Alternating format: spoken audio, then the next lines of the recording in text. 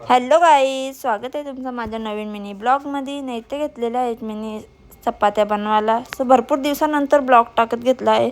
So त्याचं कारण मी नंतर सांगेन, कारण की का आमचे ब्लॉग येत नव्हते. सो इथे घेतलेले आहे मिनी बाबूची तयारी करायला. आणि इथे बसलेले आहेत साहेब. सो आज आहे आमच्या बाबांचा बड्डे, त्यामुळे इथे मी घेतलेली आहे बाबूची तयारी करायला. आणि आम्ही सुद्धा रेडी होऊन सर्व गेलेलो बाहेर. बाबा इथं आहे करा.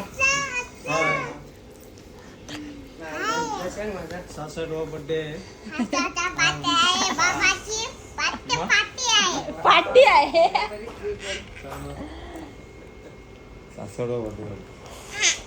सो त्याच्यानंतर पहिले केली आईने आरती. इथे बघू शकता आईने बाबांना आरती वगैरे करून टिकली वगैरे लावून आणि पूर्ण पोरांना सुद्धा टिकल्या लावलेल्या आहेत. आणि ही गाईच आमच्या घराची परंपरा आहे. कोणाचा पण बड्डे असला मुलं बसतात, असं सर्वांना टिकल्या लावायची परंपरा आहेच नेहमीप्रमाणे. त्यानंतर मी सुद्धा बाबांना आरती केलेली आहे. आणि इथे चाललेली आहे पोरांची मस्ती. सो बबल्याने पहिलेच बाबाला केक लावलेला आहे. त्यानंतर हे सुद्धा गेले. सो यावेळी सुद्धा बाबांना साखर वगैरे भरवून हॅप्पी बड्डे विश केलेलं आहे. त्यानंतर स्वीटी गेलेली आणि एक एक करून सर्वांनी बाबांची आरती केलेली आहे. सो इथे बघू शकता मस्तपैकी केक कटिंग करत घेतलेला आहे. आणि बाबू आपला गेला नव्हता. सो बाबूला बरा नव्हता, त्यामुळं बाबू आपला साईडलाच बसलेला. नंतर बघू शकता तो किती हॅप्पी असा आहे.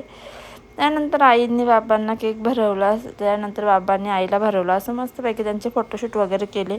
सो इथे बघू शकता बच्चा पार्टी सर्व वेटिंगला आहे. सो सर्व एके साईडला बसलेली. त्यानंतर यांनी सुद्धा सर्वांनी फोटो वगैरे काढून घेतलेला आहे. आणि आला आता नंबर बच्चा पार्टीचा. सो बच्चा पार्टीने सुद्धा बाबांना केक भरवला. आणि गाईज आपल्या बाबूची तब्येत बरी नव्हती, म्हणून आपले ब्लॉग काय येत नव्हते. सांगेन नंतर काय झालेलं ते. सो इथे मिनी आणि साहेबांनी सुद्धा बाबाला केक भरवला. आणि केक वगैरे भरवून आम्ही मस्तपैकी फोटो वगैरे थोडेफार काढले. त्यानंतर सर्वांना केक वाटप करून सर्व मंडळी केक खाण्याकरता बसलेले आहेत.